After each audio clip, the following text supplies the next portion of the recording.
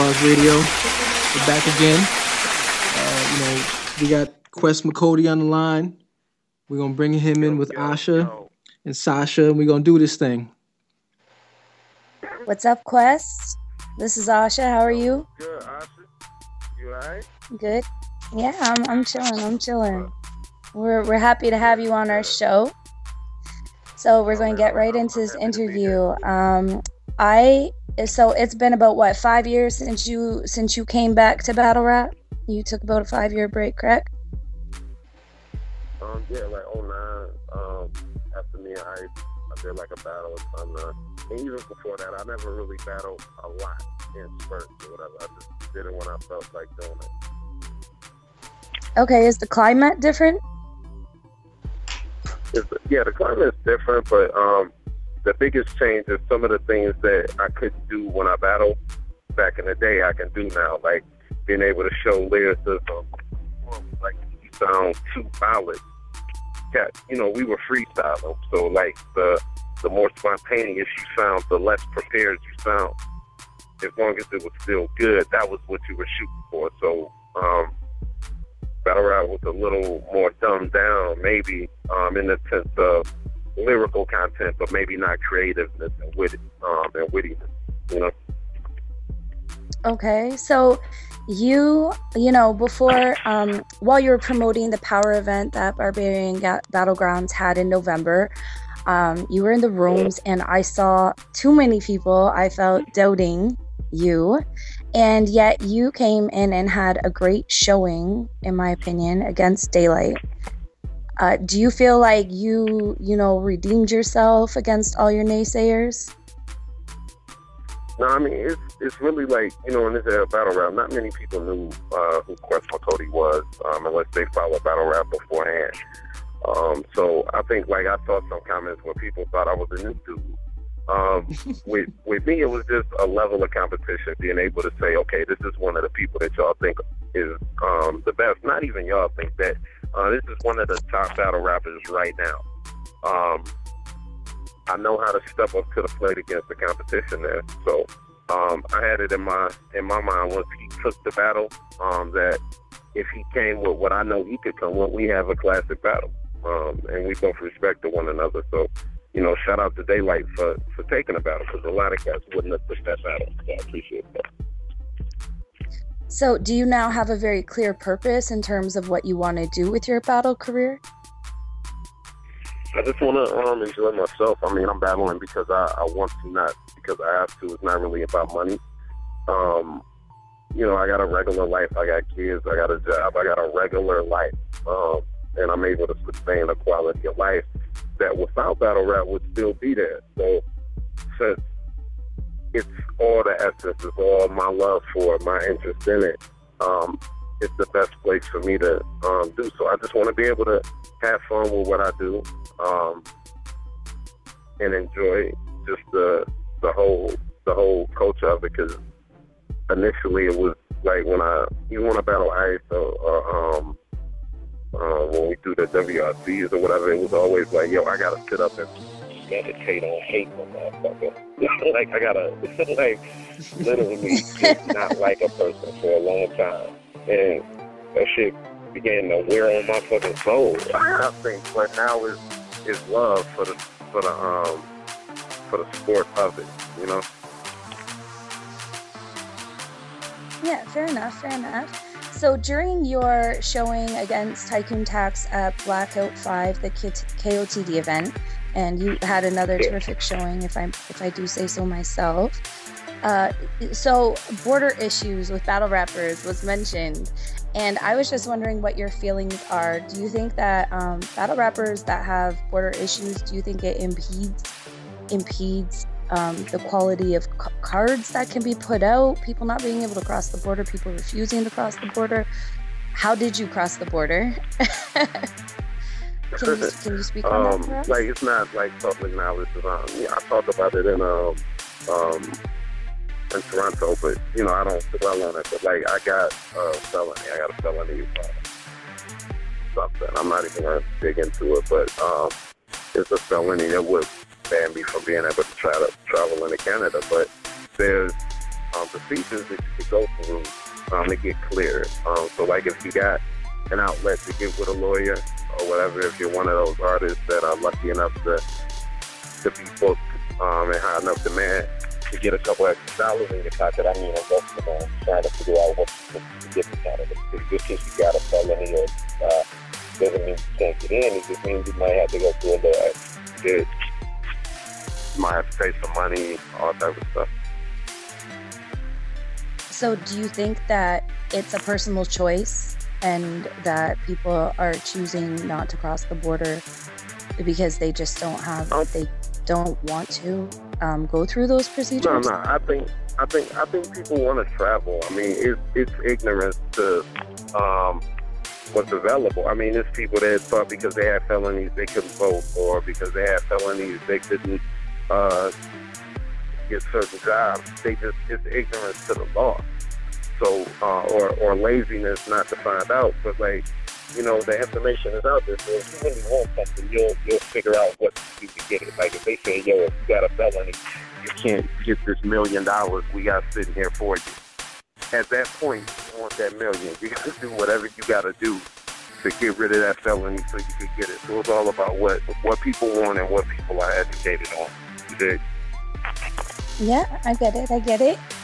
So, do you think, being up in Toronto, KOTD, I saw discussion about white battle rappers who use the N-word everywhere but in battles. Do you feel any type of way about that? Do you feel that they're withholding from their battles? And I started some shit with that post. But yeah, I saw like, that. I mean, it's nothing I would say in a battle that I wouldn't say in real life. You know, we all know when it's jokes and when it's whatever, but like the lingo and the words that I use, like, so like if I say nigga, I'ma say nigga. Like I don't call white people crackers and shit like that. So I don't think I've ever had a battle where I call somebody a cracker. Just because it's not something I say in my normal life. But like if you say nigga, because you grew up around black people or you hang with black people and they tolerate it, I mean, if it's in your vocabulary, I think it's very, very talented and skilled to refrain from saying it in your battle raps. And I don't, I'm not saying that it's a good or a bad thing. I just want to know why. like See, why? Why do you say nigga in your regular life but not in your battle? Why? You know? See, and I kind of feel like, especially in the ring where people don't seem to want censorship, why would you not say it in the ring? Where everything seems to go, battle rappers are talking about raping people's wives, killing children, and for some reason, a word that you use in your common rhetoric, you're leaving it out of a battle. And I wonder, I would love to know if do you think it's going to affect your views? Do you think people aren't going to mess with you? Yeah, I just want to know, like, it ain't no, like, it is what it is, man. If you say it. I just want to know why. Like, is it like, because I don't, you might not want, like Nims. Think about, my man Nims, Fuck Your Life. Shout out to, Fuck Your Life. Nims says nigga in real life, and he says nigga in his battle. The first time I saw Nims, nigga, your daughter's a gunter. I take your mother's a gunter, your baby mama a gunter. I take your daughter and punch her, nigga. And it's like, you battle like he talk, like he battle in the way, the city say. So again, I just want to know why don't they? Well, hopefully we'll have a battle rapper on that feels, one way about it, and I'll get that answer for you, Quest. So, can you share with those who are not familiar with Barbarian Battle Grounds? Barbarian Battle Grounds is home of it is in Michigan, which I'm very close to the scene. I love Michigan battle rap. Can you share what your vision is for it? What you want to do with Barbarian Battle Grounds? The reason Barbarian Battle Grounds was created was just to bring more light to the talent of MCs that are in Detroit. That are in Michigan as a whole. We have the best collection of MCs period. And I think some of our up-and-coming talent don't get a chance to shine because the main names or the bigger names aren't used to coming here to battle. So after you come here and you battle the names that you know, now we have our up-and-coming cast that's just as good, but they feel like they gotta go out of town to get a look. So we just want to bring top-tier battle rap back to Michigan, get fans and people involved that might not necessarily come to the battles heavily, and get a chance to share some exposure to the up-and-coming MC from here, the same way that Proof did to me, and for Marv, and Bizarre, for Miles and X Factor. I mean, somebody's got to be a catalyst to help put the culture or to fade away, you know? All right, so Quest, our show today is all about bars. Can you spit some hot bars for us today? You got something for us? You can't get no bars. I'm already out in the bottom. I'm sitting in the crowd out of the little way. You know, but if you just go watch the Quest Mcody battle, man, that'll be your best bet. You put me on the spot.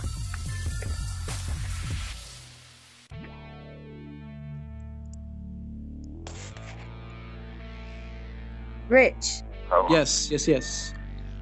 Do you have any questions you'd like to ask for Quest? Oh yeah, definitely. Before we go into the music break, what made you come back? Like, what was it that was the decisive decision to say, all right, I've been gone for so long, everything's changed. There's new top dogs on the scene. Like, what made you really want to come back and say, all right, let me do this and just, show and prove, so to speak? Right. At first, the reason for that was just I didn't have a genuine love to want to do it. It was about something more like money and finances, so I didn't want to do it and have that. Then when I started gaining a little more interest, this thing started happening personally. I couldn't travel. I couldn't leave the state. Like when I battled ICE, I was battling ICE to get money for a lawyer or whatever that helped pay for a lawyer. Then right after that battle, I went to dedicate $1,000, and just it was a lot of different limit in my travel, and that's part of the reason the idea for Barbarian Battle Grounds came, because if you couldn't leave Michigan, if I was at New York and I couldn't leave New York, I could still have a thriving battle career. But in Michigan, when I have a big event, how can you come up? You always got to travel.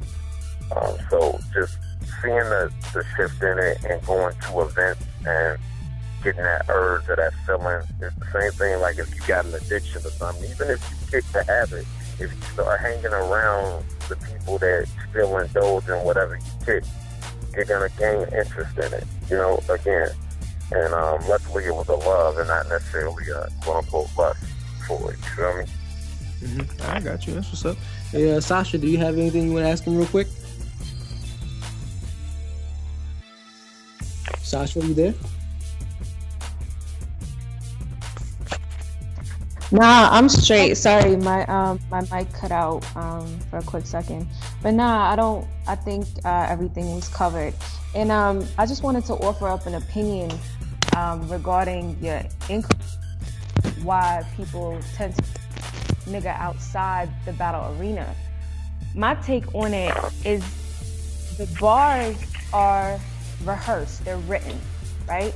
And you're gonna step into a space, it's not race geared at all, in my opinion. It's just my take on it. You're gonna step into an arena with rehearsed bars, and you're not necessarily gonna write nigga every time that you do write a bar. I'm an ex-vocalist. Right.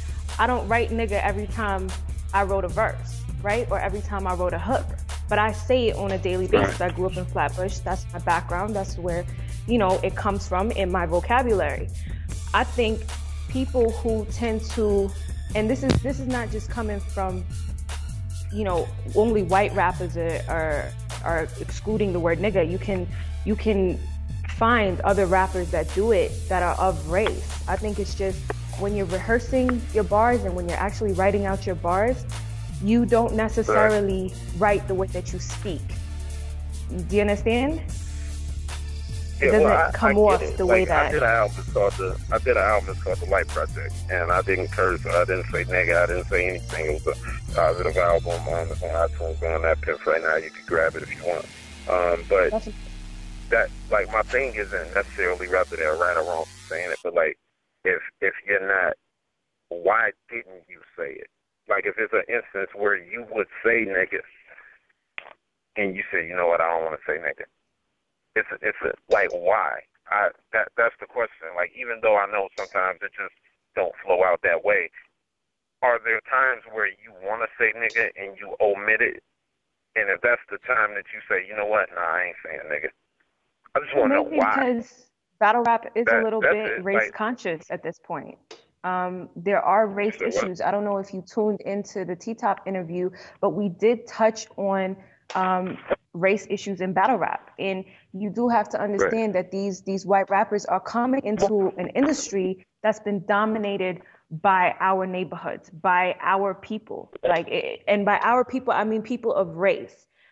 Even when white singers come into R&B, yes, they are, said that the handouts are given and so on and so forth, but they are stepping into a culture that is race geared. So I think sometimes when people are writing their bars and they don't say the word nigga, or they don't want to speak on the word nigga, it's simply because they have been made aware or conscious of it. And there are certain battle rappers that take that type of shit mad seriously. Like them political heads be the first one talking, So let me ask you this.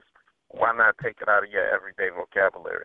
If it's something that you indulge in and it's something you love and you're around people and you think that you saying it is a problem when you rap, why wouldn't it be a problem when you speak? Because why wouldn't it, if you grew up around black people and black people allow you to say nigga and they think it's cool and they like, all right, man, that's my nigga, you can say nigga. Why when you get around other black people it's not cool? Like, I understand. Because ain't nobody trying to get the if it's not. We would love to have this conversation with you, but right now we must get our bills paid, sir. Do you have anyone you want to shout out on your way out of the interview? Well, look, we'll call back. We'll continue. I'll put it online. Anyway, thank y'all for having me. Shout out to my daughter Armani, my son KJ. I love y'all and the whole Michigan battle rap scene. Click Power, how Quest.